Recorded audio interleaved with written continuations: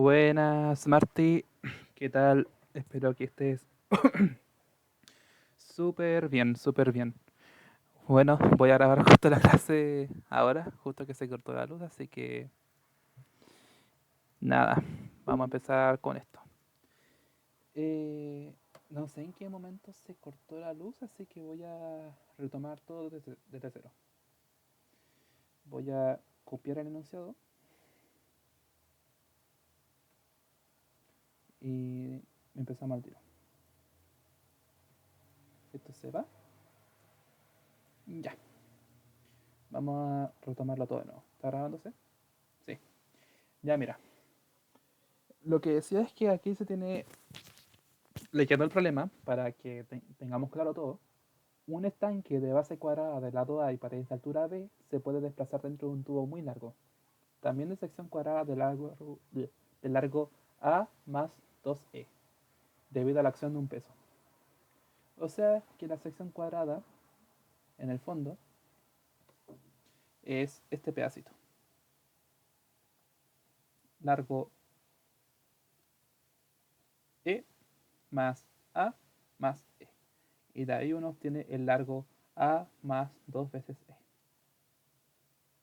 Eso es como dato. Debido a la acción de un peso, este peso,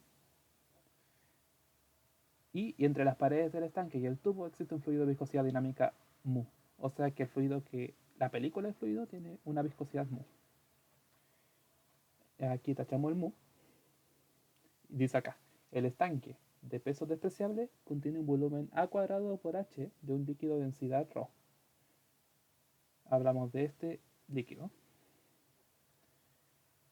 Y el peso también tiene un volumen A cuadrado por H y una densidad ρ sub P, mayor a la densidad.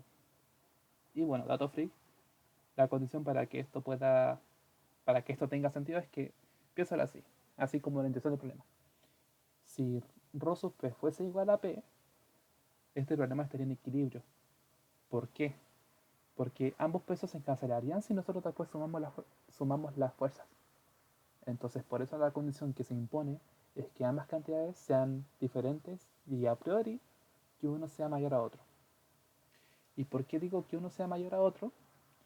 Porque perfectamente puede pasar que ρ sub P sea menor que P y en lugar de que este peso suba para abajo y el estanque se va para arriba, pues va a pasar que el estanque va a subir hacia arriba y el estanque va a bajar. Y la dinámica del problema va a seguir siendo la misma. ¿Van a cambiar las condiciones? Sí, pero al final todo lo que se va a ser exactamente igual. Y el peso está unido al estanque a través de un cable. Considerando que no hay roce entre el cable y los soportes A y B de la figura, se pide. Y este es lo último. El supuesto importante es que no hay roce entre el cable y los soportes, por lo que no hay problema en que si la cuerda se extiende un poco o que haya pérdidas de energía o más importante aún, que las poleas no tengan un fluido en su interior, que eso también puede generar problemas y puede hacer el problema más complejo de lo que ya es. Entonces vamos a hacerlo así. Se pide a determinar la velocidad a la que se mueve el estanque debido a la acción del peso si estaba inicialmente en reposo. O sea, esto en resumen, nos piden hallar la velocidad, que por ejemplo esto lo vamos a llamar x y esto lo vamos a llamar y. Pero como la cuerda es completamente inextensible, x es igual a y. Así que podemos asumir que ambos son un x. Y aquí nos dice determinar la velocidad a la que se mueve el estanque. Es decir, el x punto. Y que además, en el reposo, o sea, que en el instante inicial ya parte del reposo. O sea, que parte con una velocidad inicial 0. Nos piden graficar la velocidad en función del tiempo, indicando el gráfico del valor en la velocidad cuando t tiende a infinito. Considerar que se tiene una distribución lineal de velocidades en el fluido existente de las paredes del estanque del tubo. Esto de la distribución lineal es básicamente que se cumple la ecuación de Newton-Navier, que la fuerza viscosa sea igual a mu por du partido en dz o dx o de y. Depende de, de la dirección en la que hayas dado tus ejes. Acá, por ejemplo, vamos a usar el x, y.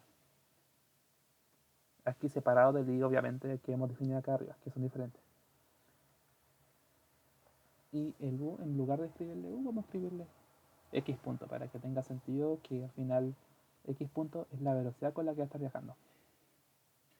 Vamos a comprobar si se sigue grabando. Me parece que sí. Llevamos 5 minutos. Y eso. La parte B es usando la parte A, determinar la aceleración con la que se mueve el estanque. Graficar la aceleración en función del tiempo, indicando en el gráfico el valor de la aceleración para t igual a 0 y t igual a infinito. Básicamente, una vez que de la parte A yo obtenga la velocidad, para la parte B voy a simplemente derivar esa velocidad y voy a obtener la aceleración. Y vamos a ver qué pasa cuando tiende a infinito. Y esto para ambos casos. La parte C es determinar la distribución de presiones en el líquido del estanque. Entonces la parte C es usar la fórmula de gradiente de presiones, que es igual a ρ por las fuerzas básicas. Y la última, determinar la fuerza de presión en función del tiempo que el líquido ejerce sobre una de las paredes verticales. Graficar la fuerza en función del tiempo, indicando en el gráfico el valor de la fuerza para t igual a 0 y t tendiendo a infinito. La parte D es básicamente usar la fórmula de las fuerzas de presiones horizontales, que va a ser igual a F por la presión en el centro de gravedad del área de contacto. Perdón. El área de contacto entre el fluido y la pared del estanque. Hay que acordarse que la fuerza de roce viscoso se asocia con el área o la superficie de contacto entre la pared del estanque y la pared viscosa, o la pared que tiene la película de fluido. Entonces, esta va a trabajar con un área que va a ser de A por B, porque el alto va a ser B y el lado va a ser A. Recordemos que esto al final es un problema tridimensional, que va a ser así. Nosotros tenemos un fluido acá, y aquí tenemos los lados A y altura B. Entonces, toda esta área, por ejemplo, supongamos que el estanque está visto de lado. Todo esto va a ser lo que está en contacto con la película de fluido, por lo tanto, A por B va a ser nuestra área de contacto. En cuanto a la fuerza de presión trabaja con el fluido que tiene densidad ρ. Entonces, en lugar de trabajar con un B, vamos a trabajar con un H, por lo que va a ser la fuerza de presión igual a la presión en el centro de gravedad por el área, que va a ser A por H. Entonces vamos a trabajar con nuestros 4 puntos y vamos a ir a por ello. Esos son los preámbulos del problema. Entonces vamos a buscar la pautita para no irnos equivocando y explicarlo de la mejor forma posible. A ver si la encontramos. Aquí está. Ya. Lo primero que uno suele hacer para esta clase de problemas donde tenemos dos cuerpos conectados es analizar qué pasa sobre cada cuerpo. Entonces, para la parte A, vamos a hacer esto. Vamos a decir, bueno, para poder saber el comportamiento dinámico de cada cuerpo, vamos a analizar el diagrama del cuerpo libre de cada uno. Entonces vamos a hacer un TCL, primero para el estanque, y vamos a dibujar el siguiente monito, que va a ser esto lleno de fluido. Y las fuerzas que van a estar involucradas van a ser el peso del estanque, la fuerza de roce viscoso y la tensión.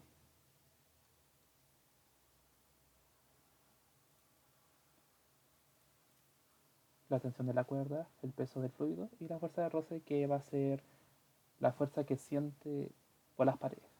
Y aquí hay una trampa, que como es un problema tridimensional, estos no van a ser los únicos lados que van a estar afectados por el cuerpo, por el roce viscoso. Esto en realidad está cubierto por los 4 lados del estanque. Por lo que esta fuerza de roce se va a tener que multiplicar por 4 cuando hagamos el cálculo. Y bueno, mi control, ya verás que me equivoqué en eso, pero error talastre. Bueno, estanque, peso. Y para el peso es lo mismo. La diferencia es que ya no sufre una fuerza de roce viscoso, por lo que simplemente va a ser la tensión y su peso. Y aquí lo importante es determinar el sentido donde se mueven. O mejor dicho, dónde va a estar los lados positivos, por así decirlo. Porque aquí tenemos el X, o el X punto, como le queramos decir. En este caso el X, para ser concordantes. Y tenemos que hacer la suma. Entonces, la ecuación de movimiento es básicamente aplicando la segunda ley de Newton. Masa por aceleración igual a suma de fuerzas. Entonces acá tenemos una masa que va a ser el peso del fluido, dado que el estanque tiene peso despreciable. Y si recordamos bien, el estanque tiene una densidad ρ y el peso tiene una densidad ρ sub p. El volumen de este cuerpo va a ser el área a al cuadrado por la altura.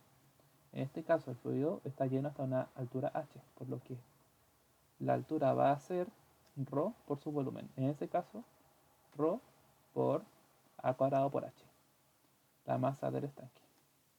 En cuanto a la masa del peso, es lo mismo. Ρ por esto, o sea, ρ sub p, por a al cuadrado, y si vemos la imagen, el peso también tiene altura h, por lo que es lo mismo. Solo que en lugar de usar un ρ normal, vamos a usar un ρ sub p, que es el enunciado. Y este poco está medio raro, así que vamos para acá. Y aquí tenemos la masa del peso. Y aquí ya podemos aplicar la ecuación de movimiento. Decimos que la masa del cuerpo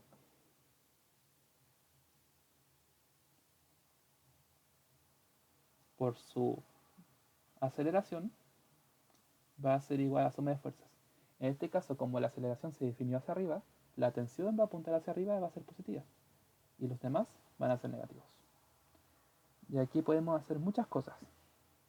Primero notar que esta fuerza de viscosidad en realidad son 4 veces la fuerza de viscosidad que yo expresé acá. Si nosotros vemos el resumen, la fuerza de viscosidad se define como, vamos a anteponer el 4, y la fuerza viscosa se define por un mu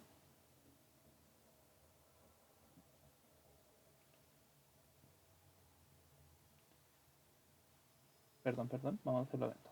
Un tau por un área, cuya área va a ser igual a la superficie de contacto, en este caso A por B. El tau va a ser mu por dx por, o sea, partido en dy o dz, como le queramos llamar. Y siguiendo con la ecuación de movimiento, vamos a tener también un menos, pero por el peso del fluido. En este caso, el peso del fluido es la masa, que ya la tenemos, por su aceleración de gravedad. Por lo que esto es simplemente ρ por g por a al cuadrado por h por...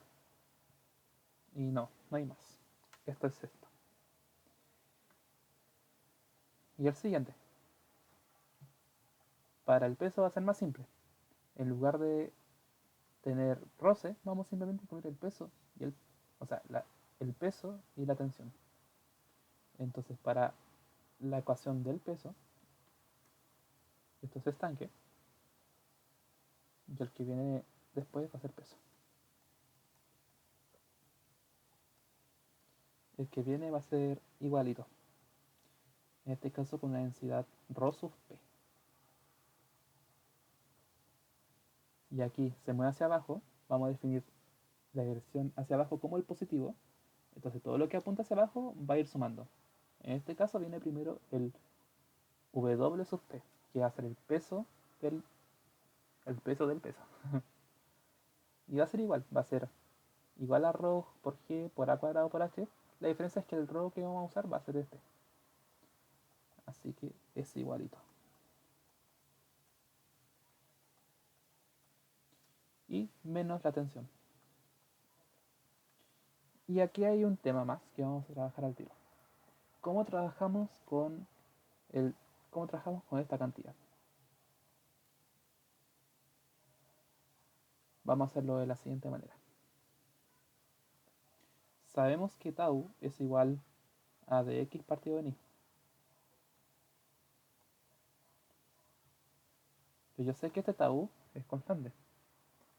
Por lo que si nosotros integramos con respecto a dI entre ciertos límites conocidos, en este caso, como estamos en la dimensión i, vamos a ubicarnos en 0 y en el espesor. Como en los típicos problemas que hemos trabajado, cuando tenemos una película de fluido posado sobre un suelito y tiene espesor E, y mi I apunta hacia arriba, o mi I apunta en la dirección donde se va a crecer el espesor, vamos a definir los siguientes límites. 0 AE de tau por DI. Y esto es igual a la integral de... Y aquí no vamos a escribir los límites todavía porque notemos que como el DI se multiplica a ambos lados, se va a ir este DI, por lo que va a quedar simplemente el de X. Y aquí vamos a respetar los límites. Recordemos que por la condición de no deslizamiento, en el suelo, o sea, en I igual a 0, la velocidad es 0. Y en el punto más alto, que es en el punto donde está el espesor, la velocidad va a ser la que estamos trabajando. En este caso va a ser mi X punto. Así que vamos a poner los límites como estos.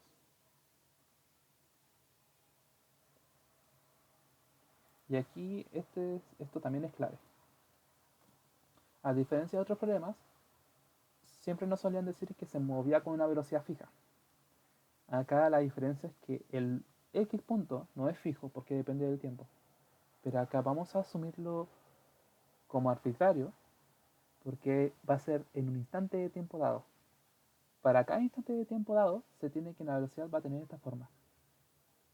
Que va a variar, sí, pero esto no va a servir porque al final la ecuación de movimiento, sí, el X que tenemos acá va a estar en función del tiempo. Por lo que esta ecuación simplemente nos ayuda a describir cómo son las relaciones de fuerzas y masas en el problema. Asimismo, esto también es una relación entre fuerzas y fuerzas viscosas, por lo que aquí ya podemos hacernos la idea de por qué se trabaja así. Resolviendo el literal, se obtiene que tau por E, porque tau sale como constante, va a ser simplemente tau por la integral de 0 a E respecto a DI, es decir, E igual a lo mismo. Como está integrado respecto a un dx, y esta variable es muda, esta variable puede ser fácilmente un z o un gamma, puede ser cualquier variable, lo importante son los límites. Así que no importa cómo se tenga definido el de x punto o el de u o lo que sea que haya sido la variable que ustedes hayan definido para la velocidad, lo importante son los límites. En este caso se se integra entre 0 y x. Y aplicando TFC tenemos x punto menos 0, que se omite. Despejando el tau, se va a obtener finalmente que esto es x punto partido de n. Así que nuestro problema se simplifica mucho más. Y vamos a escribir al tiro. Vamos a reemplazar el tau que escribimos acá. Y vamos a escribirlo como x punto partido de n. Y listo. Tenemos las dos ecuaciones de movimiento para un estanque y para otro. Ecuación 1, ecuación 2. Y aquí está el siguiente paso. ¿Cómo se trabaja con esto? Recordemos que cuando trabajamos con ecuaciones tenemos incógnitas. En este caso, la incógnita más clara que tenemos es el t. la segunda incógnita, que en teoría debe ser despejable, o nuestras incógnitas, son el x punto y el x2 puntos. Pero recordemos que al final x punto y x2 puntos simplemente son las derivadas de una misma incógnita. Por lo que x punto, x2 puntos es un paquete que pertenece a una única incógnita. Por lo que esta ecuación es una ecuación de son dos ecuaciones y dos incógnitas. La primera incógnita, la tensión, y la segunda incógnita, el x. Por lo que si queremos hallar un término primero, tenemos que hallar el otro. Y la mejor forma de hacerlo, teniendo derivadas en una de estas incógnitas, es eliminando aquella que no las tiene. En este caso, la tensión. Y si vemos bien, el t tiene un positivo acá arriba y acá tiene un negativo. Entonces, esto nos pide a gritos que lo sumemos. Por lo tanto, vamos a sumar ambas ecuaciones y vamos a obtener la nueva ecuación, que nos va a salir después para poder encontrar la ecuación de movimiento. Entonces, si sumamos la ecuación 1 con la ecuación 2, vamos a obtener que ρ sub p más ρ por a cuadrado por h por x2 puntos se igualará a menos 4u a b partido en e por la velocidad más ρ sub p más p, perdón, menos p, o ρ, a ese les digo p al ρ, que se escriben súper igual. Ahí sí. Y bueno, acá lo sumé. Y aquí puedes ver que a al cuadrado por h se factoriza y se obtiene esta suma. Lo siguiente después es la suma que viene acá. Menos 4 veces x al cuadrado por el área partido en e, se tiene esto. Y por último, la suma entre este y este término, que va a ser el ρ sub p restado con el ρ normal, ambos factorizados por la gravedad por el área, o volumen en este caso. Y aquí se tiene la ecuación que nos interesa trabajar. Entonces, teniendo esta ecuación ya podemos hacer muchas cosas. Y lo que yo voy a hacer, o bueno, lo que se puede hacer en este caso, que es el único camino para poder seguir este ejercicio, es notar que esto es una ecuación diferencial. Para ello vamos a definir, y para más simplicidad en el cálculo, vamos a hacer esto. Vamos a definir esto como una variable a, esto como una variable b, menos b, y esto como una variable c. ¿Por qué le puse menos c acá? Porque esto ya es menos. Por lo que aquí me interesa es que si yo llamo una variable, que esta variable sea positiva, sea una constante positiva, porque así cuando lleguemos a la parte final del problema, no nos enredemos mucho con los signos y no perdamos tiempo justificando por qué es así y por qué no. Entonces de antemano ya podemos asegurarnos de que esto sea mayor que 0, que esto sea mayor que 0 y que esto sea mayor que 0. En este caso, ¿por qué es mejor así? Porque después cuando yo lo llame como, cuando lo pase para otro lado, voy a tener b positivo. Pero b positivo va a ser justamente más 4 mu por a por b partido en e. En este caso, b va a ser nuestra variable positiva, no el menos b.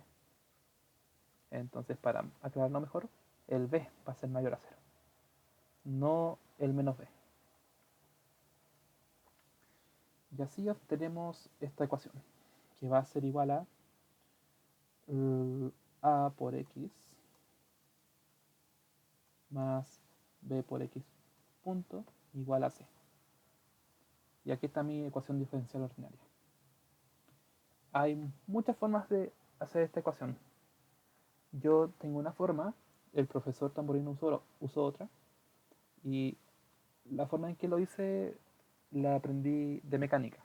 Así que bueno, aquí para transmitir conocimiento y para que veas que no hay siempre una sola forma de hacer las cosas, yo voy a enseñar mi forma. Para poder resolver esta ecuación, la voy a copiar y la voy a pegar en otro lado. voy a hacer lo siguiente.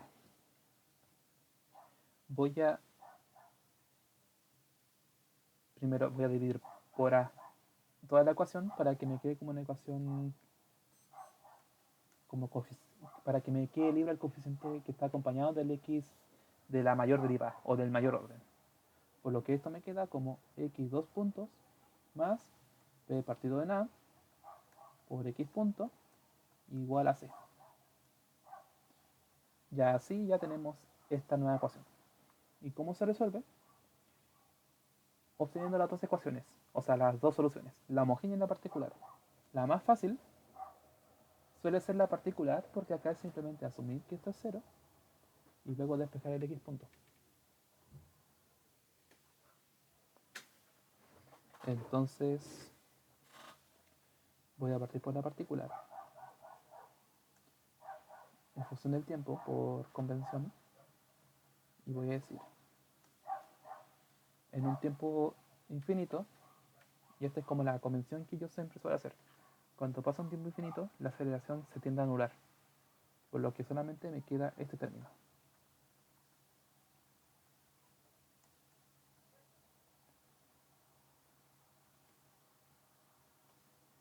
Y despejando el x punto sub p, voy a obtener... perdón, aquí me equivoqué. Aquí yo dividí todo por a. Entonces esto es c partido en a. Y esto también es c partido en a. Voy a obtener que x sub p punto va a ser igual a c partido en b. Y esa va a ser mi particular.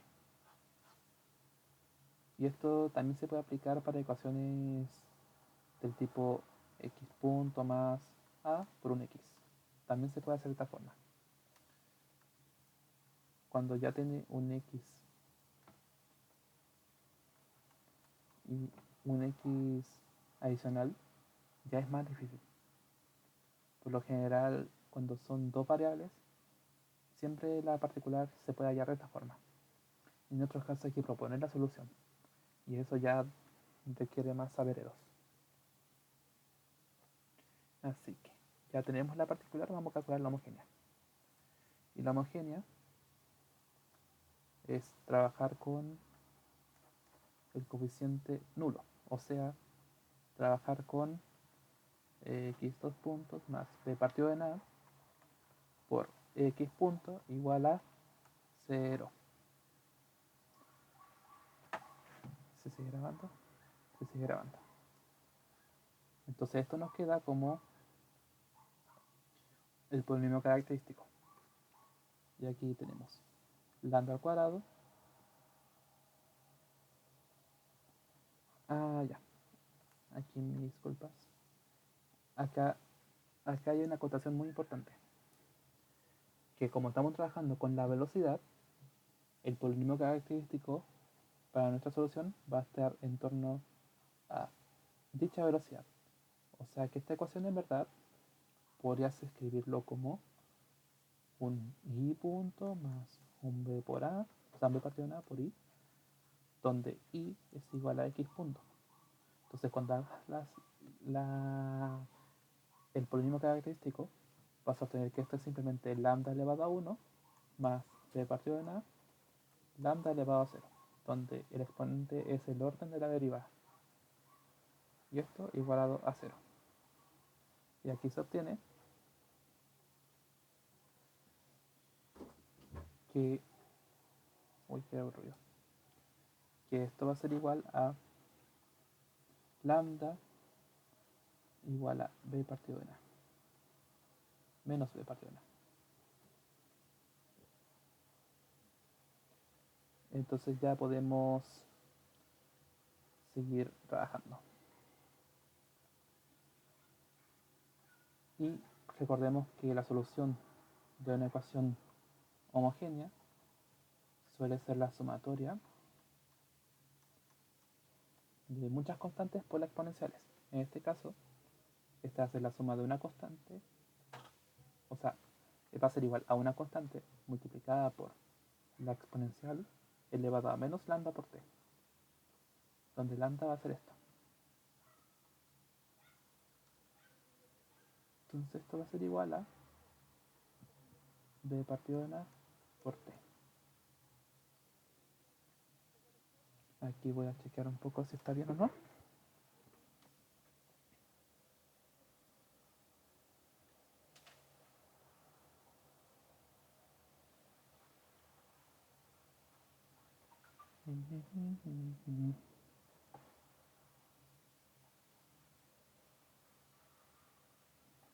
A ver.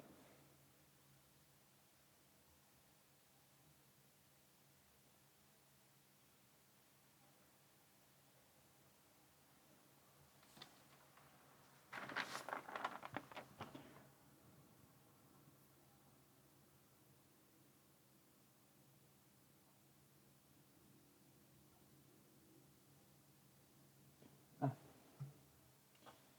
mis disculpas. Esto es elevado a lambda por t. Entonces esto es menos b partido de n. Ahí sí. Me había confundido.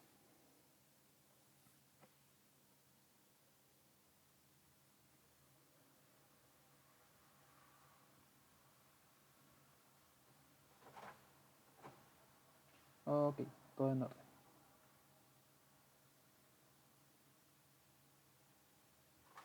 Ya. Entonces aquí tenemos la homogeneidad particular y tenemos que la solución general va a ser la suma de ambas. Y esta suma va a ser igual a la constante multiplicada por la exponencial elevado a menos b partido en a por t más c partido en b. Y acá tenemos que imponer la condición inicial. Condición inicial que era que esto es punto, que la velocidad en el instante inicial era 0. Si nosotros lo imponemos en nuestra ecuación, vamos a obtener que x punto va a ser igual a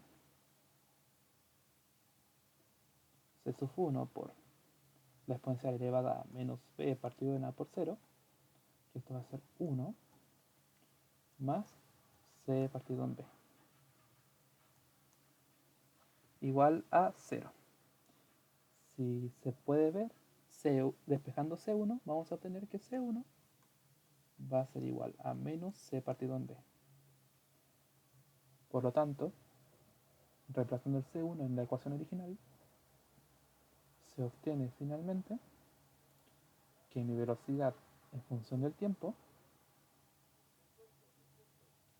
va a ser igual a c partido en b por 1 menos la exponencial de menos b partido en a por el tiempo, donde las constantes a, b, c son conocidas. Y aquí voy a chequear si está bien.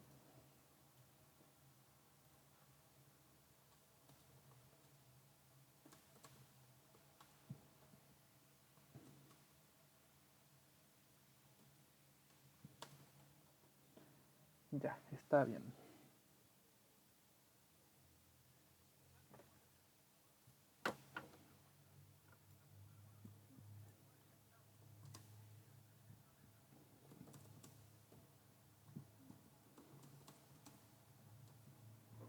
Listo. Ya. Ya estamos listos. Ya. La velocidad es esta. Y ahora nos dicen que grafiquemos la velocidad en función del tiempo, indicando en el gráfico el valor de la velocidad cuando t tiene infinito. Considerar que se tiene una distribución lineal de velocidades en el fluido existente entre las paredes del estanque del tubo. Ya. Esto es básicamente graficarlo. Aquí tenemos ese término. Si nosotros hacemos un gráfico en función del tiempo, donde esto es x punto en función de t y esto es t, vamos a pararnos en el 0. En 0 tenemos que esto es igual a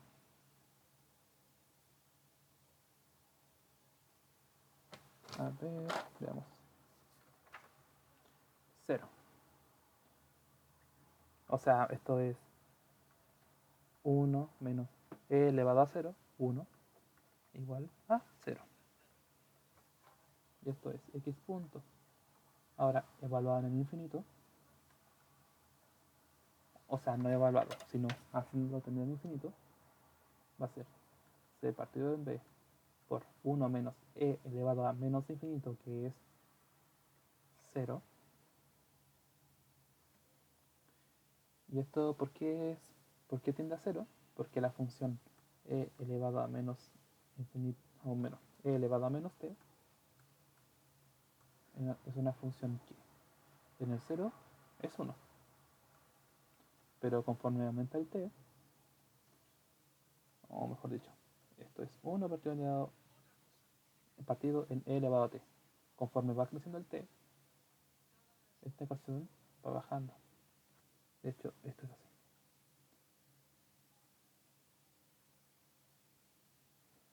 Cada vez más.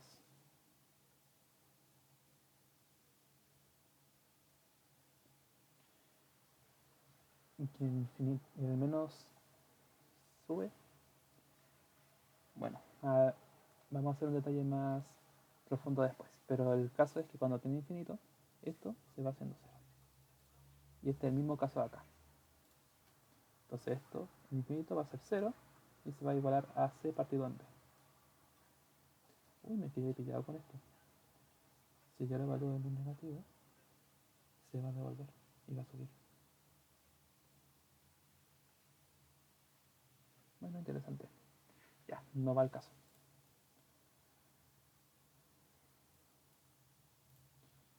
Tenemos que esto es 0, así que va a partir en 0 y en el infinito va a tender a un punto, cuyo punto va a ser c partido en b. Y ese es el gráfico de la velocidad.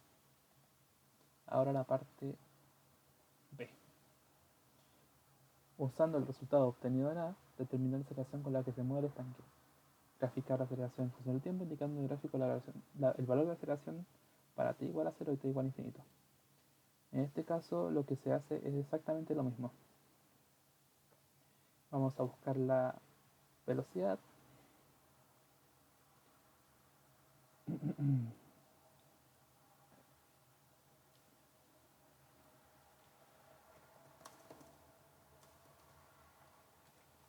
Que va a ser esta. Vamos a pegar acá.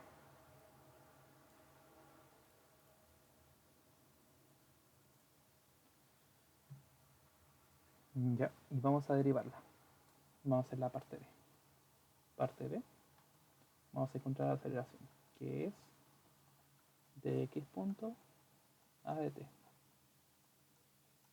Si yo lo derivo, voy a obtener que c partido en b se multiplica por la derivada de 1, porque la constante sale afuera, menos la constante que sale afuera de la exponencial, menos b partido en a por la exponencial, menos b partido en a por t. Esto se hace más, se cancelan este con este término y se obtiene que x dos puntos va a ser igual a c partido en a por la exponencial de menos b partido en a por t. Aquí voy a chequear nuevamente si está bien hecho para no llegar a errores. C partido en a, partido en a. Ya, está bien. Y aquí graficamos la línea más recta que verán. Ahí sí. Esto va a ser t, x de t, dos puntos, y vamos a evaluar. X dos puntos en 0 es c partido en a por la exponencial elevado a 0, es decir, c partido en a. Y en el infinito, como es una exponencial negativa, esta exponencial negativa va a tender a cero, por lo que la constante también se va a ir. O bueno, no se va a decrecer demasiado al nivel de que sea cero. Por lo que esta expresión pasa a ser tal cual como lo habíamos dibujado antes. En este caso, este término va a ser c partido en a. Esto va a ser en un tiempo que tiende a infinito. ¿Ya? Y cuando nosotros, por ejemplo, queramos ver la parte positiva de esto, o la parte negativa de t, esto se va a extender hacia acá. Hacia acá, hacia acá, hacia acá. Básicamente es como si la exponencial de toda la vida que conocemos antes, esto va a ser el elevado a t nomás, hiciera esto. Pero cuando sea negativo, se va para allá. Exactamente igual. Entonces ya tenemos la parte B. Y la parte C ya acompleja un poco más las cosas. Acá dice, determinar la distribución de presiones en el líquido del estanque. Acá recordamos que la distribución de presiones de un fluido depende tanto de la densidad del fluido como su aceleración, como la aceleración a la que se somete el sistema. Y esto se define por una gradiente. O sea, la dirección de crecimiento de la presión va a depender de las direcciones de las aceleraciones a las que estén sometidas. O sea que si mi presión cambia respecto a un cierto sentido de la aceleración, va a crecer hacia ese punto. ¿Y esto en qué se resume? En que si yo tengo un cuerpo de este estilo, que de repente sufre una aceleración a sub x en esa dirección, las isocurvas de nivel se van a trasladar. ¿A qué me refiero? Que antes un estanque que solamente tenía una aceleración de gravedad, la de toda la vida, esta también la tiene. Va a tener unas isocurvas rectas. O sea que la presión va a ser igual para esta línea, para esta línea y para esta línea. En cambio, para esta línea, como se va a mover hacia el eje X, las isocurvas también se van a desplazar. Y esto se ve claramente cuando se desplaza la superficie libre. Entonces isocurvas van a ser así.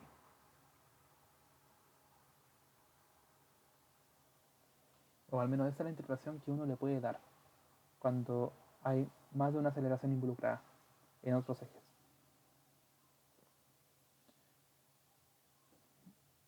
Y bueno, para este caso, por nuestra fortuna, solamente hay una aceleración involucrada que también apunta en la dirección K.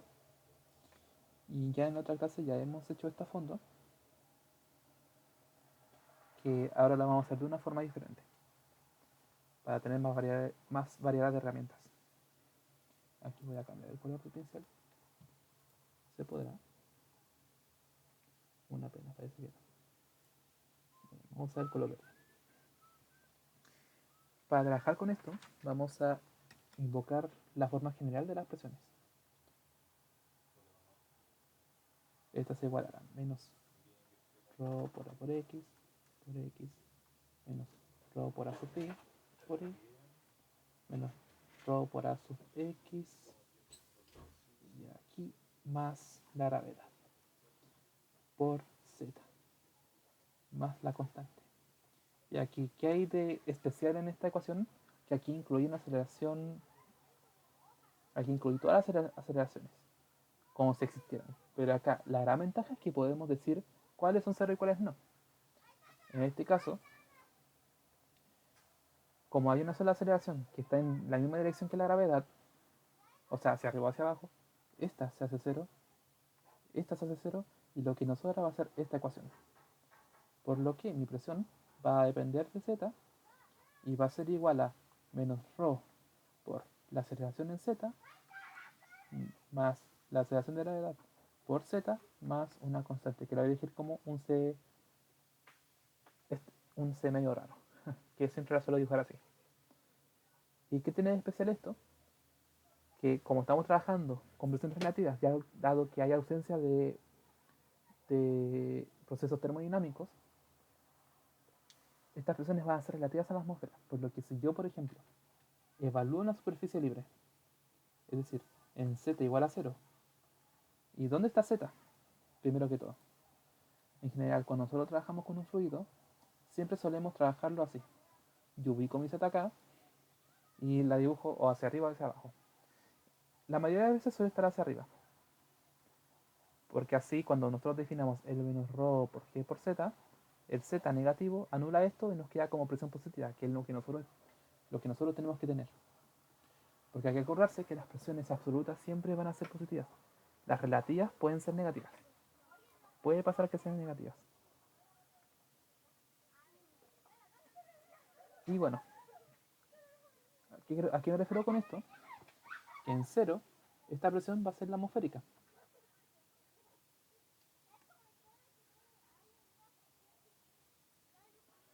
Pero recordemos que nuestra presión es relativa a la atmósfera.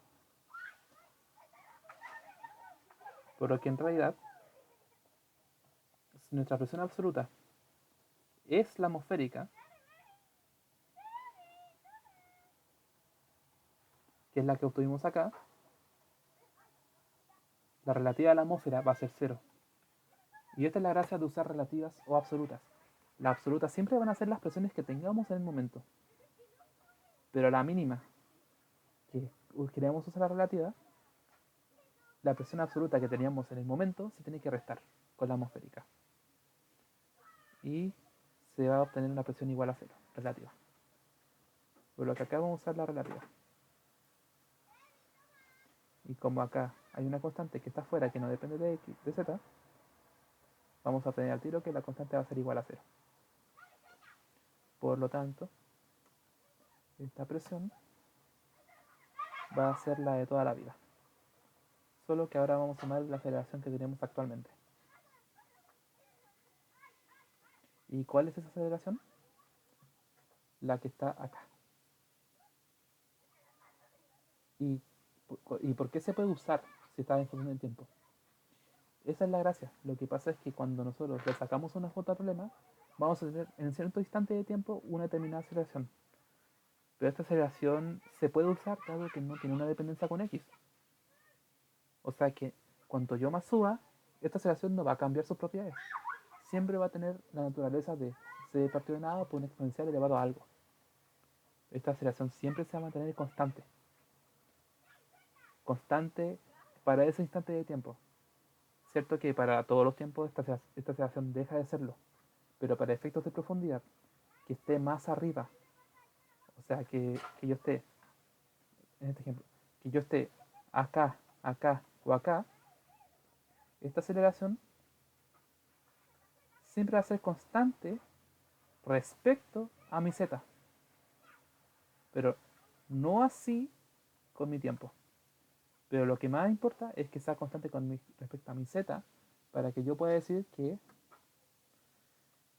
mi aceleración se incluye en esta ecuación. O mejor dicho, que esta aceleración sea igual a la que obtuvimos en la parte anterior. Por lo tanto, mi aceleración, bueno, reemplazándola en la ecuación para la presión, va a ser igual a menos ρ por, y vamos a poner acá este término, c partido en a, c partido en a por la exponencial de menos b partido en a, por el tiempo más g por z. Y así se obtiene que mi presión va a ser igual a esta. Esta es la distribución de presiones. Y ahora la parte B. Acá dice, determinar la fuerza de presión en función del tiempo que el líquido ejerce sobre una de las paredes verticales. Graficar la fuerza en función del tiempo, indicando en el gráfico el valor de la fuerza para t igual a 0 y t igual a infinito. De nuevo, es lo mismo.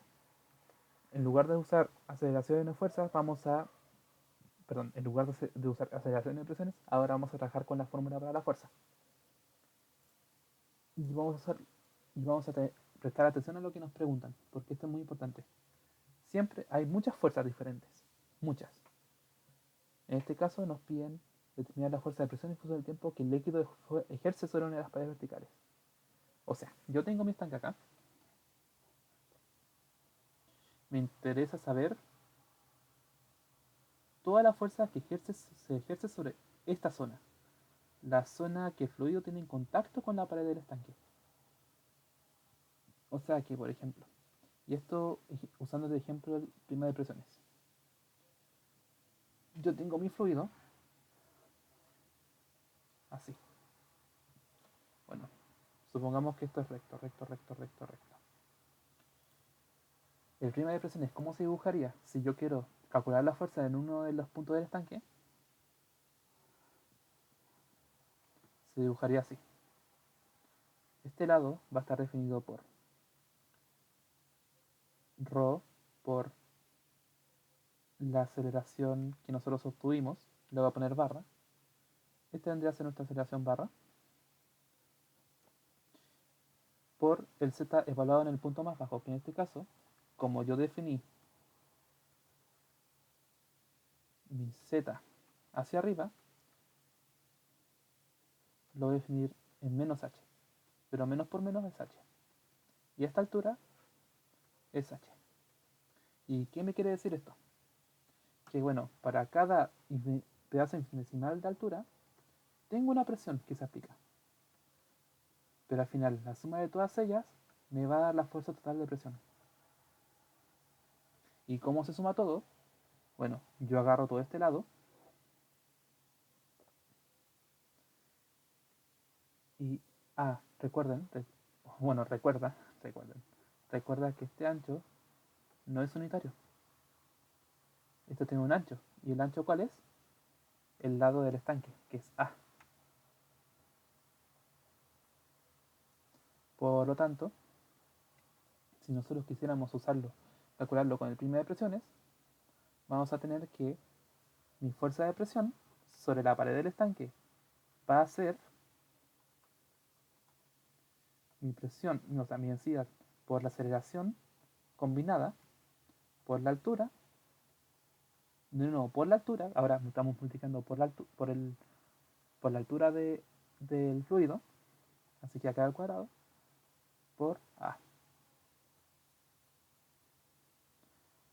¿Y qué nos falta acá? Recordar que este prisma es como calcular una figura geométrica. En este caso, como nosotros calculamos el área de un triángulo y luego lo multiplicamos por la profundidad, esto va a ser la mitad de un prisma rectangular. Por lo que hay que partirlo en dos. Y de acá vamos a desglosar esto. Aquí me faltó un detalle, ¿o no? Vamos a revisar bien. Me parece que no se me fue ningún detalle. Bueno, acá si nosotros desglosamos esto, vamos a obtener ρ por h al cuadrado por a partido en 2 por la aceleración, que va a ser c partido en a por e elevado a menos c partido en a por t más g. Y me equivoqué, c partido en a menos b partido en a, perdón. Esto es menos b partido en a. ¿Ya? Así que aquí ya tenemos nuestra fuerza de presión en función del tiempo. Claro, en el control no es necesario como reemplazar todas las constantes, a no ser que te sobre tiempo y quieras trabajar con todas estas. Aquí ya es decisión de cada uno. Pero en general suele ser un proceso muy tardado, un proceso que en verdad, más que darte tiempo, quita tiempo. Y bueno, ¿qué es lo importante de esto? Que básicamente cuando nosotros trabajamos el C partido por A, vamos a obtener un término tal que así. Un término de la forma ρ partido en P, o sea, ρ sub P menos ρ sub P más ρ. ¿Y por qué? Porque veamos el término que es C partido en A. ¿Dónde está? Aquí está el C.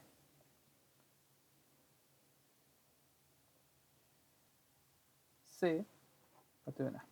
C vale el término que ya mencioné, partido en el otro término. Entonces se eliminan estos y queda efectivamente el factor que mencioné por el g. Así que vamos a añadir el g que me faltó. ¿Y cuál es la importancia básicamente de haberlo reemplazado? Que acá se va un g. Entonces podemos factorizarlo por g y decir que esto es ρ por g. Y así obtenemos el gamma, que a la gente le gusta que esto quede en ρ por g por algún motivo, pero para que se tenga de dato. Y me queda este término, que le voy a llamar, no sé, beta, para no escribir tanto. Esto se puede hacer por si acaso. Porque al final, una vez que tú calculas algo, no es necesario volver a escribirlo como loco. A pesar de que todas las auxiliares de fluidos, o todos los controles de fluidos, las pautas sean extensas porque te escriben muchos términos, basta y sobra con escribir las variables que ya escribiste como otras. Se va a entender. Y bueno, ¿qué es lo relevante de esto? Ah, perdón. Se me fue un detalle, y es que esto está factorizado por 1. De hecho, en la pauta hay un g de más, así que lo voy a eliminar cuando lo termine. Ahí sí, perfecto. Bueno,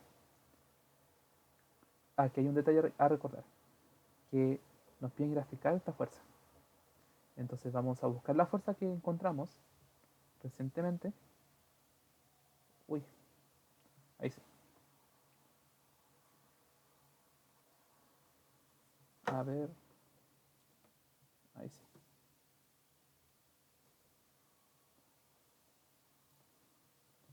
Y vamos a graficarla. Llamando esto f en infinito. Y esto lo vas a ver más en detalle cuando... esta notación va a ser muy frecuente cuando des ingeniería ambiental en el semestre siguiente. Que este va a ser como el término que te va quedando cuando tú tienes el término infinito. ¿Y esto cómo lo demuestro? Básicamente, cuando yo grafico, ahora la fuerza en función del tiempo, primero evaluando en cero voy a obtener un beta más 1. ¿Cierto? Sí. Un beta más 1. Bueno, o mejor dicho, este término.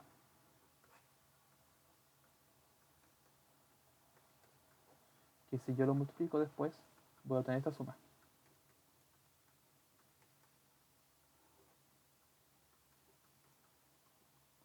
Y se elimina este con este. Y me queda simplemente como 2 veces esto partido en esto.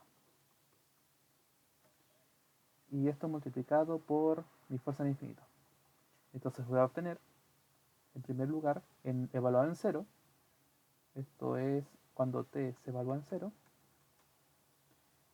F en infinito por 2 veces el ρ sub p partido en ρ sub p más ρ. Y aquí siempre me confundo y escribo el p en lugar de ρ. Pero se entiende la idea. Y notar que el denominador es mayor que el denominador porque ρ sub p es mayor que ρ, así que esto está bien. Y el siguiente es cuando se tiene infinito. Dado que la exponencial es una negativa, la exponencial de menos infinito tiende a cero, por lo que este término se va y nos queda simplemente el f en infinito.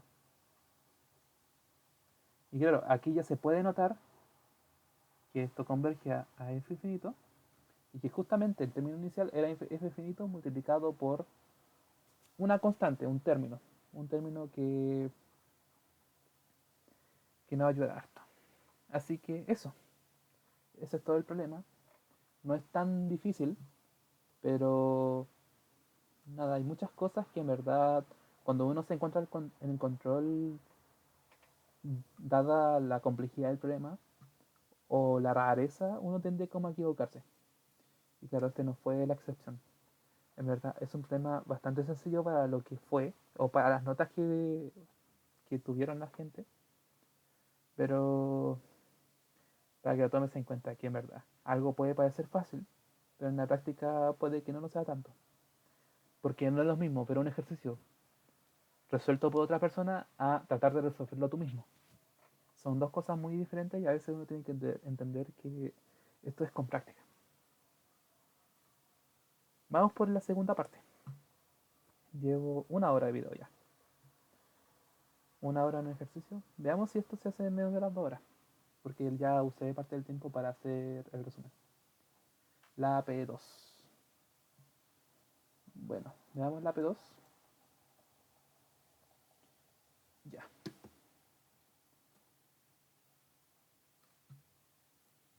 La P2 es esta. Un estanque contiene dos fluidos separados por un tabique vertical, el que tiene una una compuerta semicilíndrica, articulada en O, como se esquematiza en la figura. La densidad del fluido del lado izquierdo aumenta linealmente con la profundidad de acuerdo con la relación ρ1 igual a ρ sub 0 menos alfa por z, donde z es un eje vertical positivo hacia arriba y con origen en la superficie libre. Ρ sub 0 y alfa son constantes.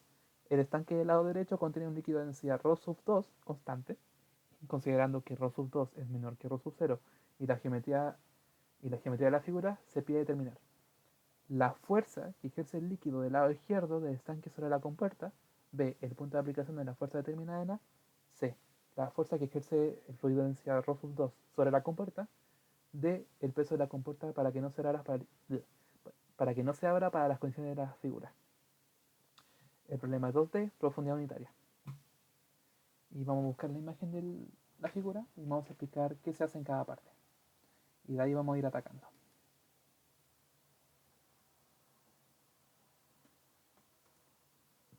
Ya. Esto es, vamos a ir viendo cada parte, desmenuzando qué se hace en cada parte. Primero que todo, la parte A te habla del lado izquierdo del estanque. Y aquí hay un tema, y es que este líquido está estratificado. Es decir, que nuestra presión, o nuestra gradiente de presiones, va a dejar de ser lineal, dado que va a haber un término más que va a estar en función de z. Entonces la fuerza que antes calculábamos, por ejemplo, como F igual a P en el centro de gravedad por A, no va a ser válida, ya que la presión ya no varía linealmente con la profundidad, debido a la existencia de esta estratificación. Y esto es dato importante porque cuando tú obtengas la presión, que va a estar en función del ρ sub 1, no hay que usar esto. No. Esto solo es válido en el caso de que ρ1 fuera constante, o sea que ρ1 no dependa de z. Eso es lo primero. Y luego, para poder hallar la fuerza, hay que usar la versión integral. Es decir, integrar en la profundidad la presión y respecto al área. En este caso, como la profundidad es unitaria, en lugar de ser un d por a, va a ser simplemente un dz, porque el 1 ya va a estar metido, dado que es unitario. Así que va a ser solamente una integral de la profundidad.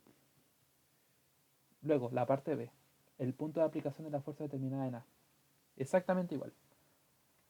Uno usa la fórmula que está en el resumen, que es básicamente decir que el punto de aplicación va a ser A1 partido en F, o sea, el F que encontramos, por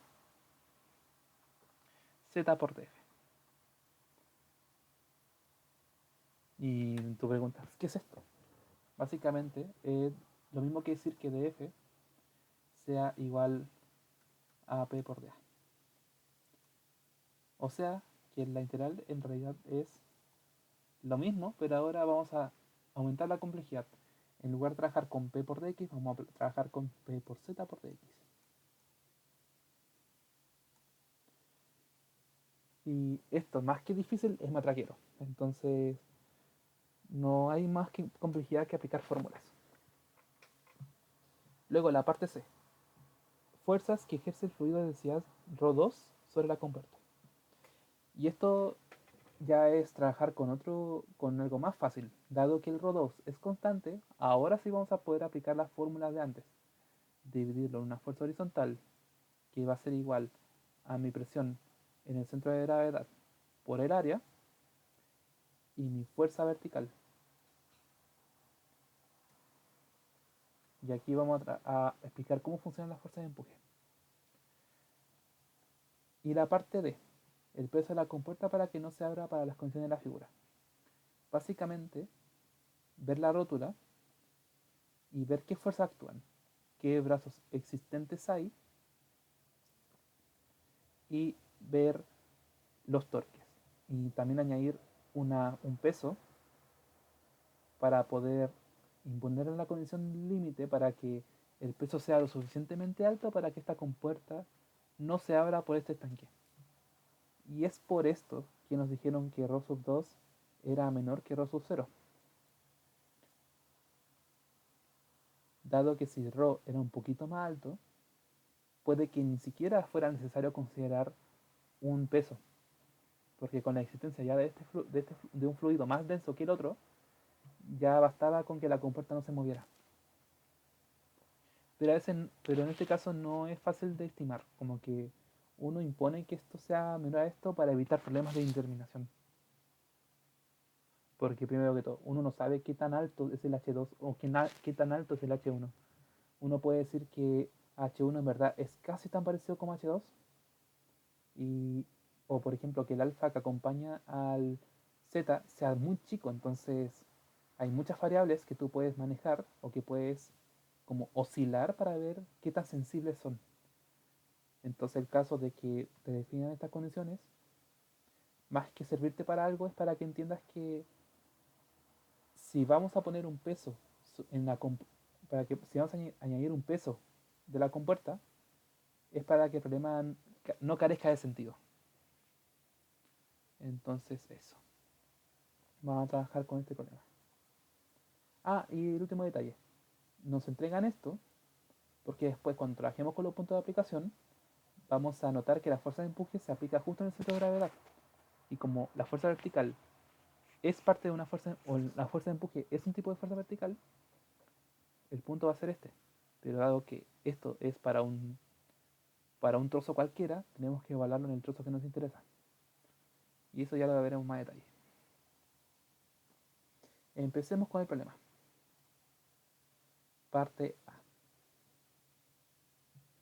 Nos piden determinar la fuerza que ejerce el líquido del lado izquierdo del tanque sobre la compuerta. En este caso,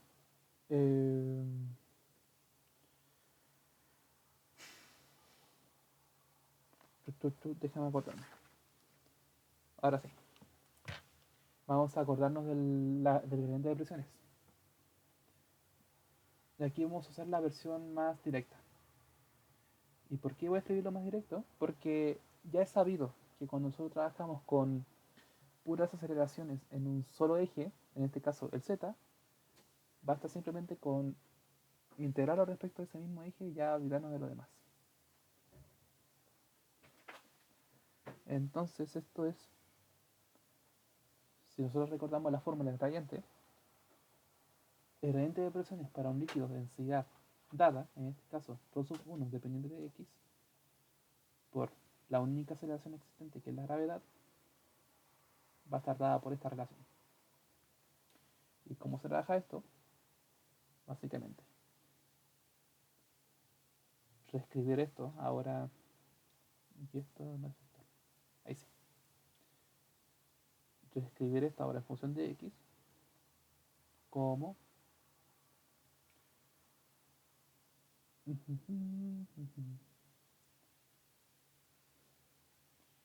ok, como menos rho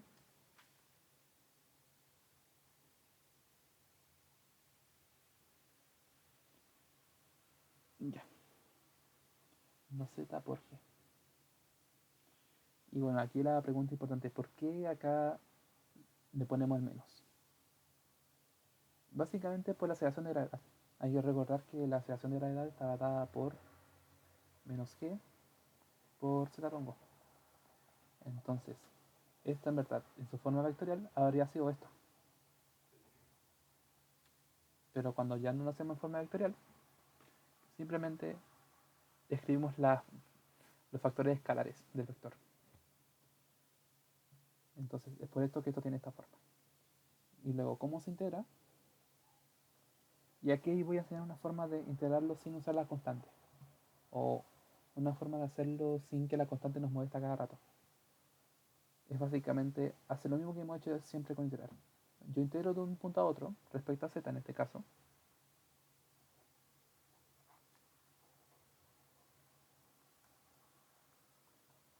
Y aquí también.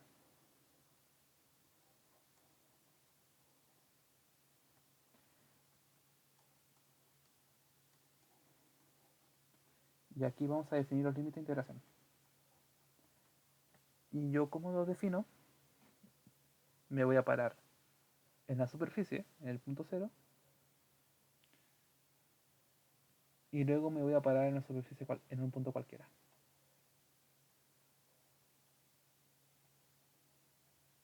Acá lo mismo. Yo me voy a parar en la superficie, en este caso presión cero, y me voy a parar en un punto cualquiera. ¿Y esto por qué es válido?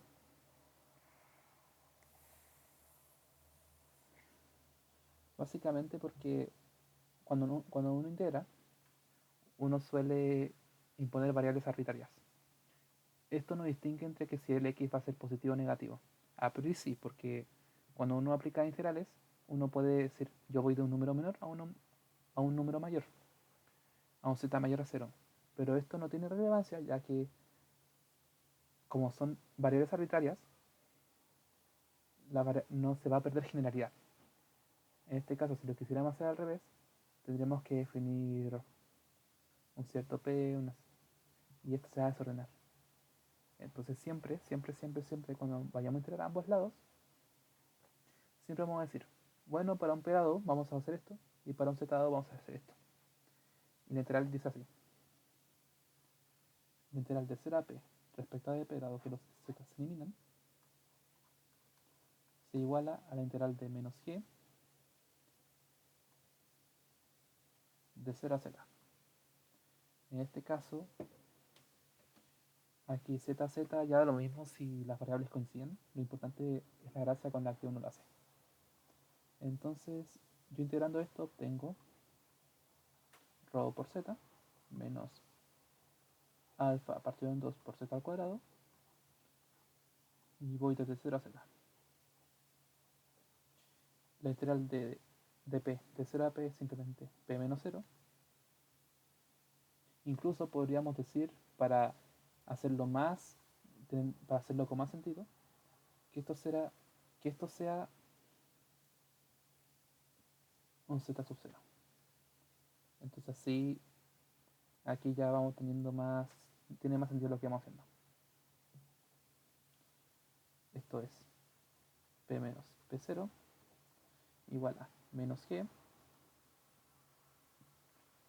p sub 0 z menos z0 menos esto, z al cuadrado menos z0 al cuadrado.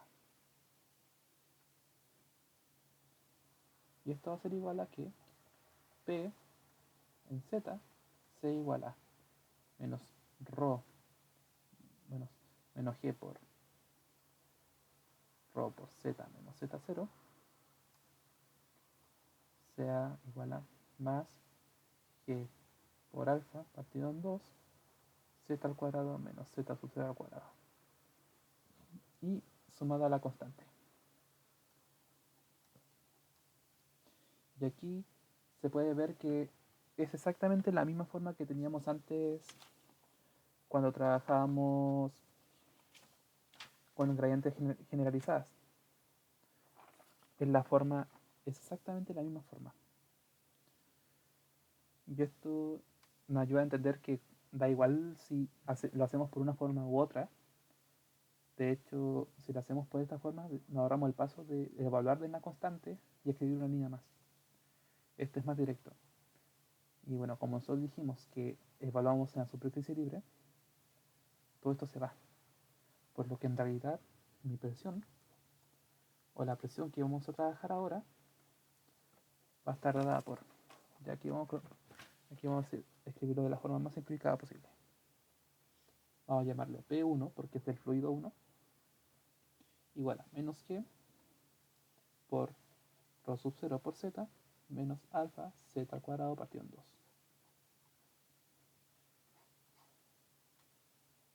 Y esa va a ser mi ecuación. Ahora, para poder calcular la fuerza, hay dos formas. Y la forma más fácil de hacerlo es usando la versión integral. ¿Por qué no el prisma de presiones? Porque el prisma de presiones funciona cuando las geometrías son simples, cuando son lineales. Pero el prisma de presiones empieza a caerse cuando hay términos cuadráticos.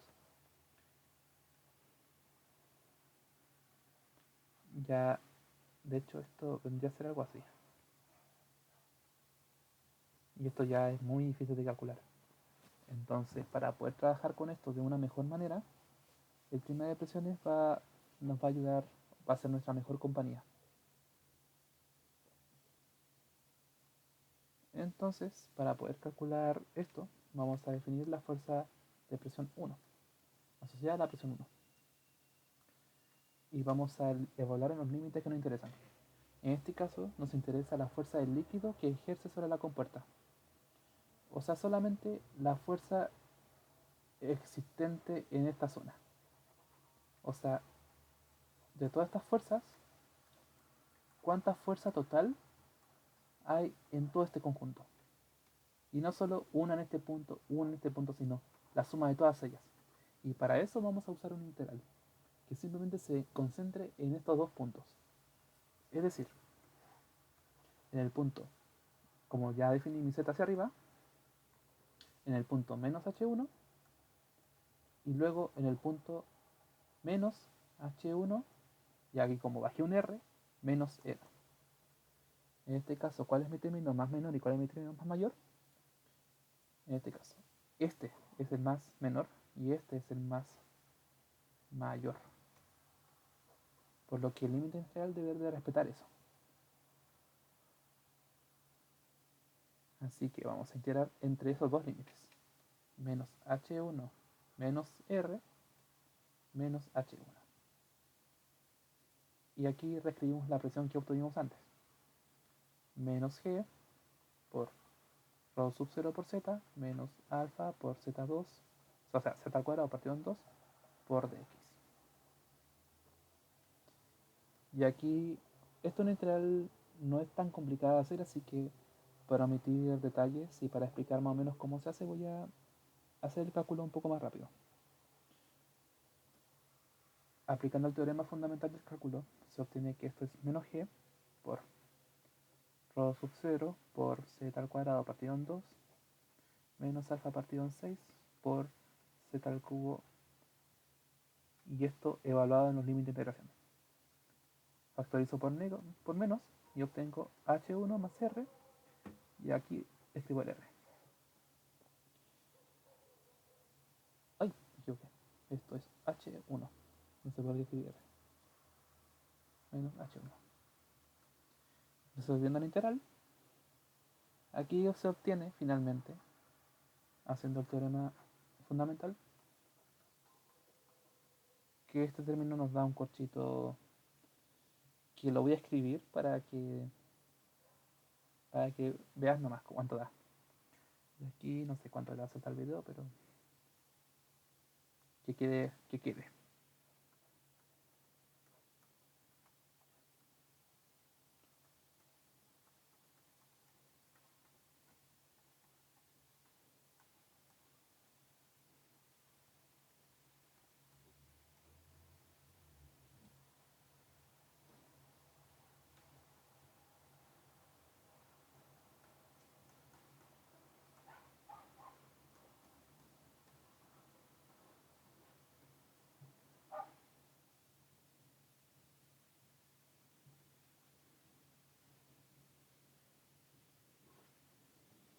Ya.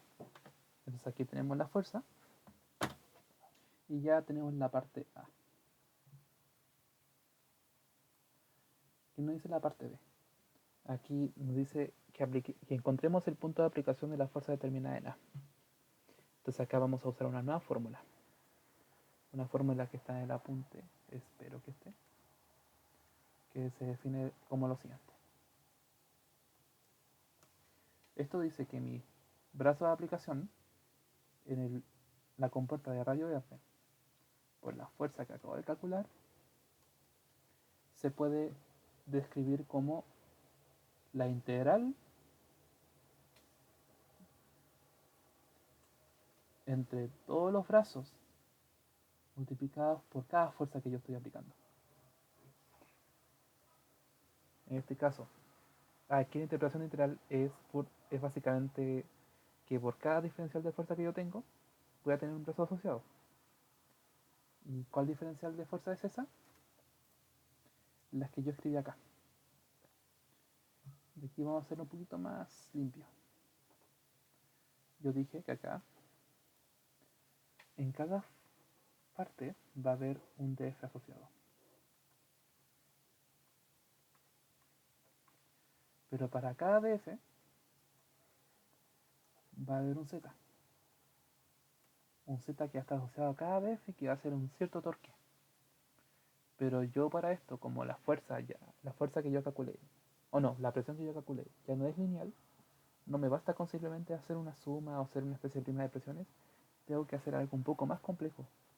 ¿Y qué más complejo sería que integrar? Eso. Entonces para poder sumar esto, para poder sumar cada torque que se hace sobre la compuerta,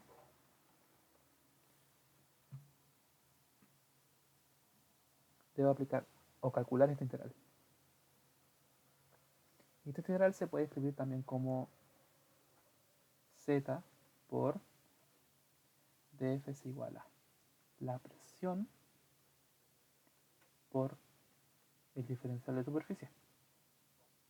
Y en este caso recordemos que el diferencial de superficie está dado por d1 por el ancho unitario por el dz. Por lo que esto es simplemente x. O sea, z por p de z por dz. Y esto es la suma de todos los torques o de todos los momentos. ¿Y cómo obtengo el brazo de aplicación? Dividiendo por la fuerza que ya calculé. Y esto tiene una analogía muy interesante con la fórmula del centro de gravedad. Si recuerdas bien, la posición de un centro de gravedad multiplicado por el área total va a estar dada justamente por ese mismo x multiplicado por el área. Y de hecho puedes ver la analogía, que ambas son análogas. Y de hecho tiene mucho sentido porque acá tú encuentras el centro de gravedad del prisma de presiones que está dado por esa distribución de presiones no lineal. Acá es exactamente igual. En el fondo, el brazo de aplicación es simplemente el centro de gravedad del prisma de presiones que estoy calculando. Porque al final el prisma de presiones se define como una figura geométrica. Y la figura geométrica tiene centro de gravedad. Entonces aquí puedes como entender que entre esta fórmula y esta fórmula hay una analogía. Y bueno, volviendo a lo que decimos, este brazo que queremos calcular se va a igualar con una fuerza, con 1 partido en la fuerza que calculamos en el punto A, multiplicado por la integral. En este caso, de los mismos límites, porque como mi x se define hacia arriba, yo ahora tengo que recorrer el espacio negativo. Pero como no puedo ir de menos h1 a menos h1 más r, tengo que ir del menor al más mayor. O sea, en lugar de partir de menos h1, debo partir de menos h1 más r, por cómo se definen los límites y por cómo se construye una integral. Y va a ser lo mismo, esto va a ser, voy a multiplicar el z directamente. Rho sub 0, esto es z, ahora va a ser al cuadrado porque le multipliqué el z, menos alfa partido en 2 por z elevado a 3. Y aquí era z al cuadrado, pero ahora lo multipliqué por z. Esto respecto a z. Y verás que la gracia del problema es lo mismo. Es el mismo. Aquí ¿cuál es la recomendación que doy para esta clase de cosas? Resolver el integral, pero una vez la resuelvas, dejarla así, expresado. ¿A qué me refiero con esto? Que resuelvas esta cantidad y hasta ahí llegues. Pero que el F1 ya es otro curso y en volver a escribir el Z para todo un curso entero que está lleno de cuadráticas, cúbicas y de orden 4 no tiene sentido. Lo importante es entender cómo se define cómo se define este brazo y dimensionalmente de qué estamos hablando. Entonces, dicho eso, yo voy a escribir el cálculo solamente para el cálculo final. Voy a decir que esto es menos g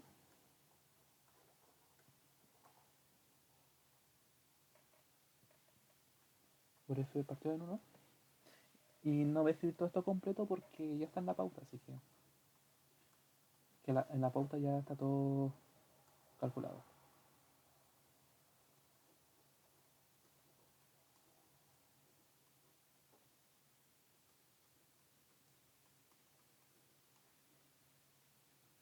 Ahí estamos.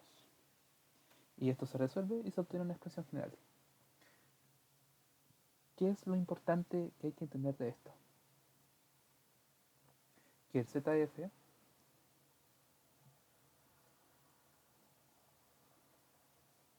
está definido como esto, o sea, ZR. Pero aquí hay un ojo. Este Z respeta la orientación del sistema de coordenadas. O sea que el Z que vamos a calcular de acá, o que ya calculamos, una vez que la calcules, va a estar definido como una cantidad menor a 0. Porque al final es un punto que tú encuentras a partir de tu sistema de referencias actual. Por lo que este Z sub R, como es negativo, nos va a indicar que justamente está debajo de la superficie libre. O sea que va a estar en un punto de la compuerta. Y por lo general, y esto es un buen dato, generalmente se suele cumplir que cuando tú calculas los brazos de aplicación de una fuerza de presiones, siempre van a estar un poquito más debajo que el centro de gravedad de la superficie sobre la cual se aplica. Porque hay dos cosas diferentes. La presión en el centro de gravedad de la superficie, en el caso de un fluido que no es estratificado, y el brazo de aplicación. La presión en el centro de gravedad es simplemente una presión aplicada en el centro de gravedad de la superficie. Pero el brazo de aplicación es mucho más profundo que eso. No, no, no se. No, no trabaja con centros de gravedad de superficies.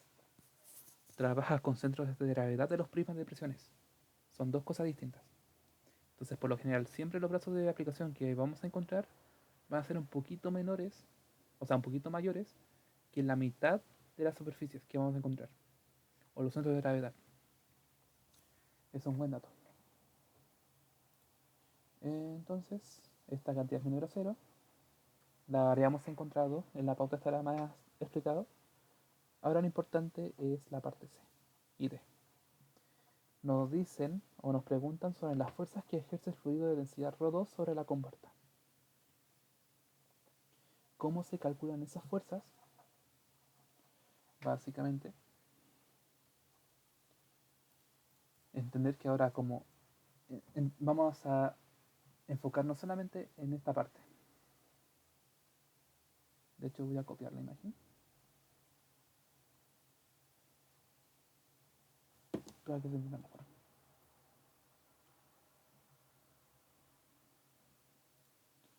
Ya.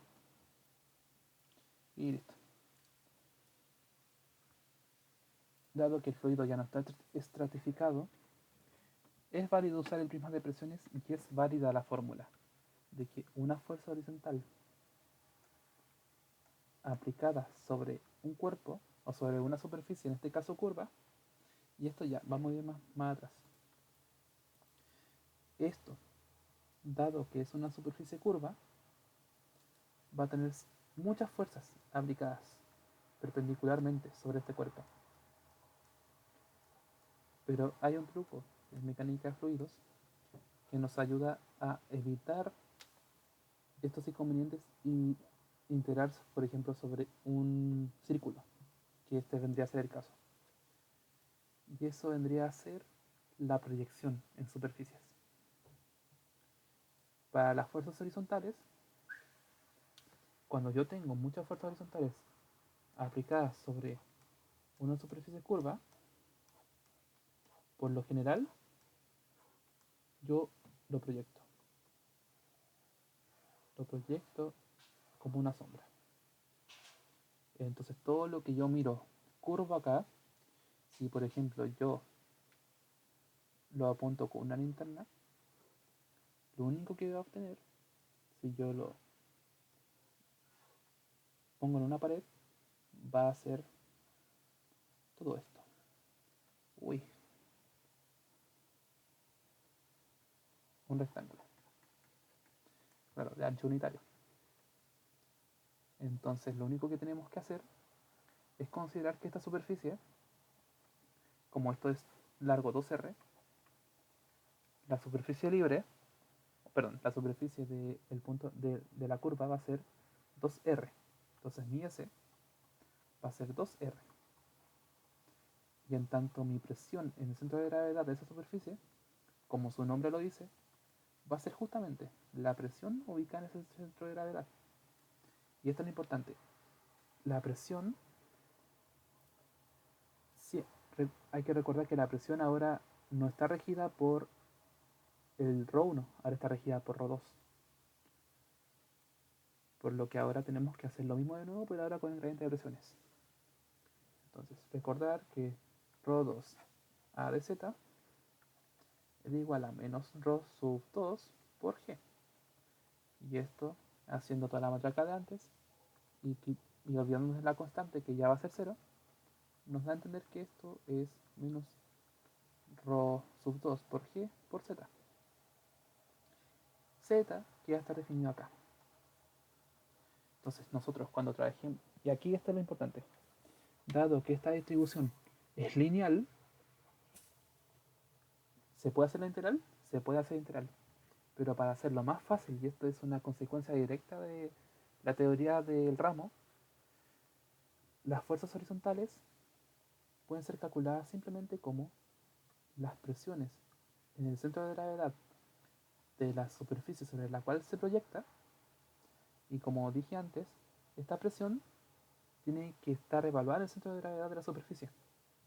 Entonces, si yo me paro acá arriba, digo, todo está al centro de gravedad. Tengo que bajar a menos h medios y luego tengo que bajar viendo la compuerta. Aquí vemos que no es solo esta zona la que está siendo afectada, es toda esta zona, porque al final la compuerta es todo esto. Hay que recordar que la compuerta, lo importante no es la superficie, sino las dimensiones sobre las cuales estoy aplicando esto. Como es todo esto lo que tengo que ver solamente la superficie proyectada en el eje X. En este caso tenemos que la superficie va a ser de 2R. ¿Y cuál va a ser el centro de gravedad? La mitad. O sea, en este punto. Por lo que acá me voy a tener que parar en menos R. Por lo tanto, la presión en mi centro de gravedad va a ser evaluada en Z igual a menos H1 menos, o sea, menos H2 menos R. En este caso, como el menos ya está puesto, el menos simplemente se va por la superficie de aplicación, que en este caso es 2R. Y esa es la fuerza horizontal. Y ahora vamos con la fuerza de empuje.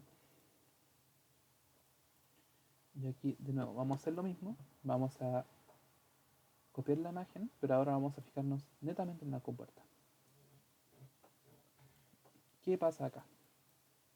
Y aquí vamos a explicar cómo funciona la fuerza de empuje y las demás cosas.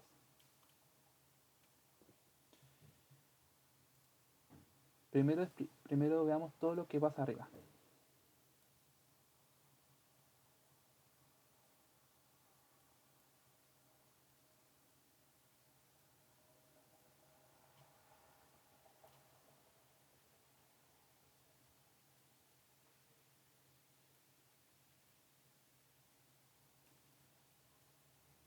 Ya, primero tenemos que notar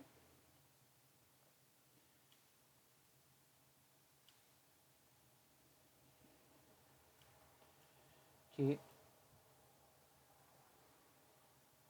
cuando nosotros sentimos un fluido encima nuestro, todas las fuerzas van a estar aplicadas sobre la superficie del fondo. Y por lo general, todas estas fuerzas van a tener una forma tal que así.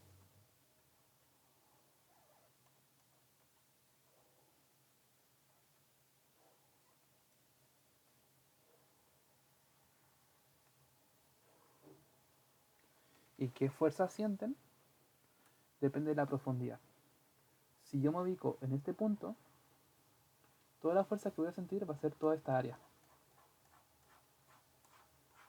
En cambio, si yo me paro en este punto, toda la fuerza que voy a sentir va a ser solamente esta área, dado que estoy parándome en una cierta altura.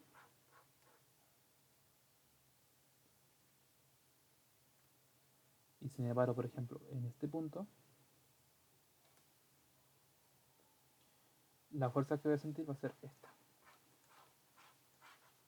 Bueno, ya queda claro que ya más que nada para clarificar.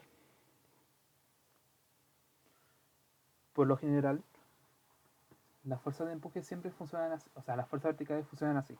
Se aplican en dirección hacia abajo y rodeando todo el cuerpo.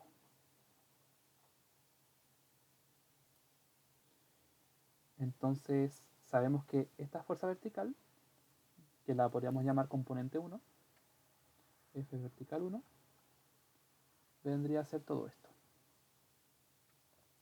¿Y qué pasa con la otra fuerza que está por debajo? Porque al final hay una fuerza abajo que también está siendo aplicada, pero en este caso está siendo empujada desde abajo. Pero la parte de abajo ya no tiene influencia por su peso. Lo que tiene influencia es lo que hay arriba. Si yo veo esta cota, voy a darme cuenta que todo lo que me empuja o todo lo que yo sienta por debajo va a depender de cuán profundo yo esté. Y dado que las fuerzas de presión siempre se aplican de forma perpendicular, tiene más sentido de que las fuerzas justamente tienden a levantarte en lugar de tirarte más abajo en comparación a estas fuerzas. Entonces, cuando uno hace esto, nota que lo que se tiende a formar cuando tengo fuerzas de empuje es que el empuje siempre va a actuar desde la superficie de contacto hasta la isóbara en la superficie libre. O sea que todas las fuerzas van a estar así.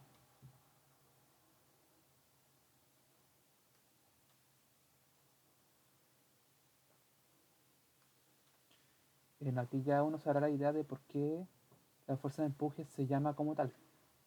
Y es que cuando hay una intersección entre dos líneas de dirección contraria, se tienden a anular por suma de fuerzas. Entonces, todo esto se va, dado que se anulan. Y lo que sobra vendría a ser todo esto.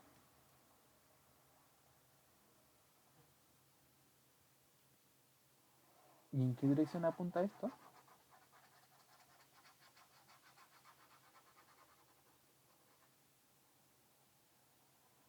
Ahí tengo mi hoja de círculo. Es lo que no fue afectado por la parte verde. O sea, uy, o sea, esto es 0,3. O sea, todo esto, que justamente tiene la forma del cuerpo que está sumergido. Entonces la fuerza que yo voy a sentir va a ser la densidad, Este es como el caso de que esto fuese... Ay, perdón. La densidad del medio que lo rodea por la gravedad por el volumen que está sumergido, que en este caso es la mitad de un círculo. Un medio de pi por r al cuadrado por, y esto es el volumen, entonces tengo que multiplicarlo por el ancho unitario, que en este caso es esto. Entonces en realidad es la mitad de un cilindro de altura 1. Entonces así se calcula la fuerza vertical. Que en este caso es el empuje. Pero hay veces donde el empuje no es tan directo como esto. Porque puede pasar que tú estés justo así. Tienes un círculo acá. Entonces la fuerza que siente este círculo es solamente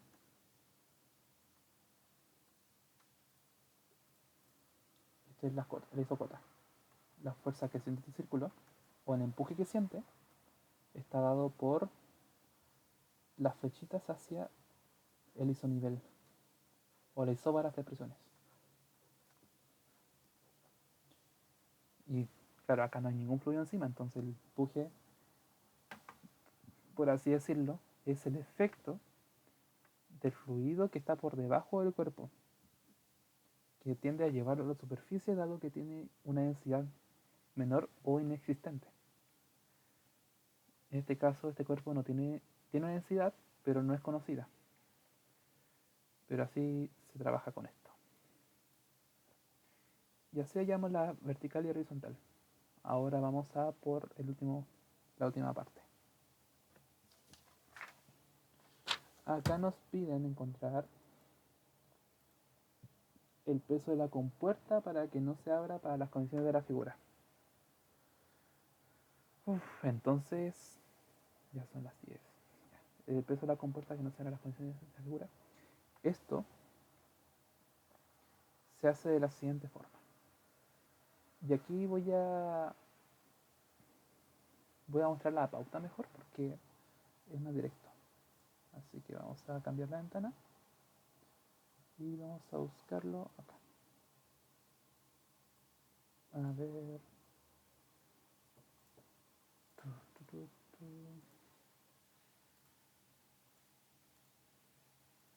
Uy, no se ve. Parece que no se va a poder. Ahí está la WhatsApp. Nah. Bueno, F nomás. Voy a copiarlo. Ya, vamos a buscarlo. Aquí está.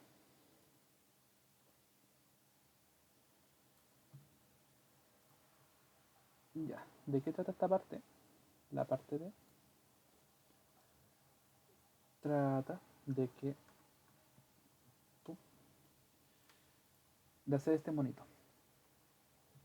¿Y en qué consiste esto? Básicamente, las flechas azules son las fuerzas que hemos calculado. La fuerza de la parte A, la fuerza horizontal y vertical de la parte C. Y la parte B fue para calcular el brazo de aplicación. Brazo de aplicación que está acá. Este.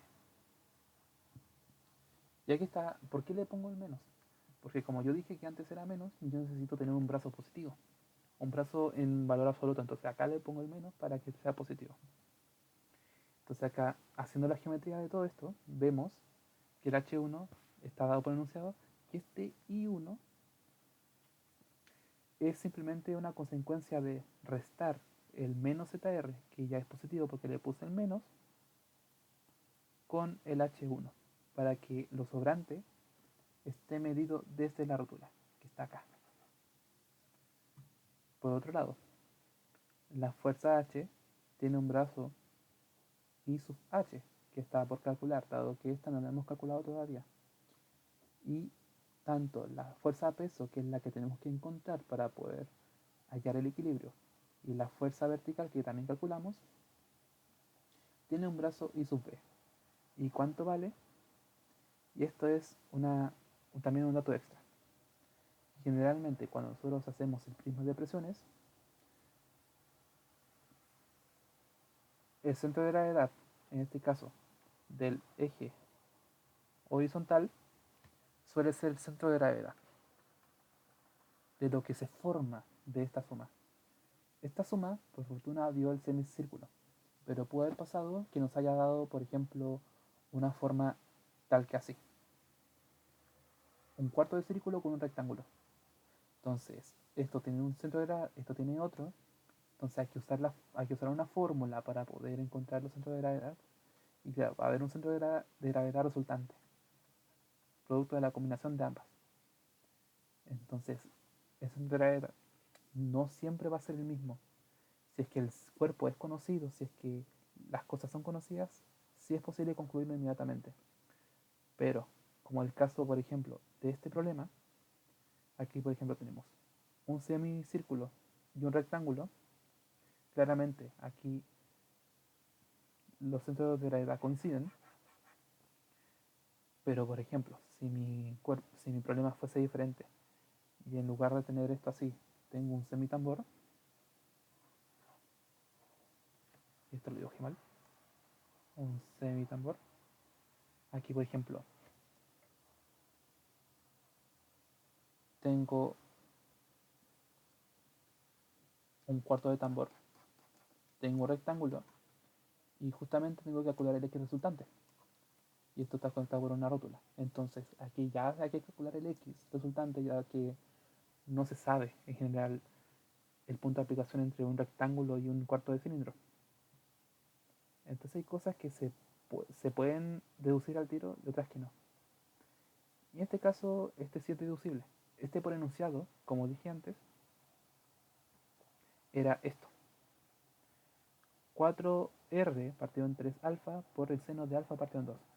Dado que se trata de un semidisco, alfa vale 2pi. Ay, perdón, vale pi. Entonces el seno de pi medios es 1. Y aquí tiene 4R partido en 3 alfa. Y alfa vale pi. Entonces todo esto nos deja con 4R partido en 3pi. Dado que el seno de pi medios es 1. Entonces lo único que nos queda es calcular el h sub i. Y el h sub i vamos a dejar el cálculo explicado por encima. Más que nada porque ya se me pasó el tiempo. Vamos a dejarlo con la pauta. El h sub i, o sea, el i sub h, aquí decidí hacerlo por el prisma de presiones. Entonces aquí se forma un trapecio del lado evaluado acá y en la base inferior evaluado en donde termina la parte libre de la compuerta. Ah, perdón, mala mía. Acá, hasta acá. Entonces, entre este punto y este punto se arma un prisma de presiones. Que voy a dibujar así.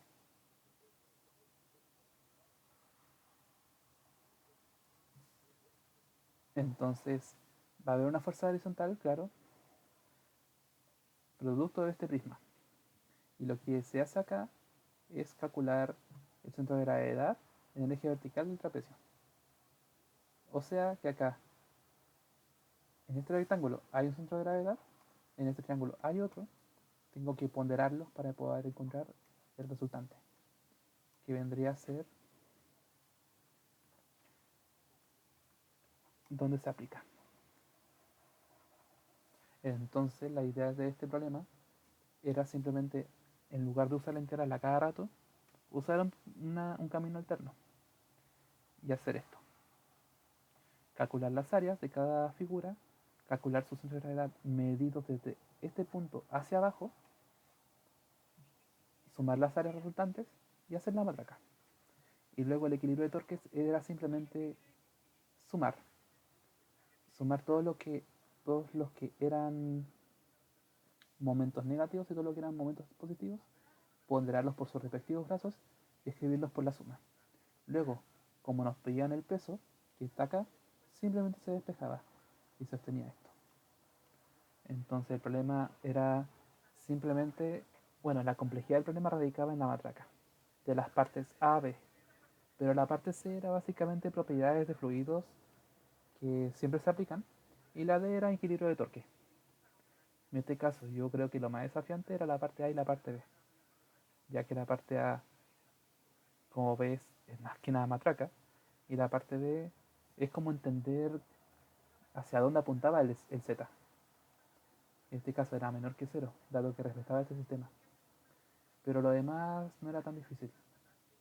Pero como digo, hay cosas que a veces uno no ve con tanta intensidad y cuando llega el control se cae.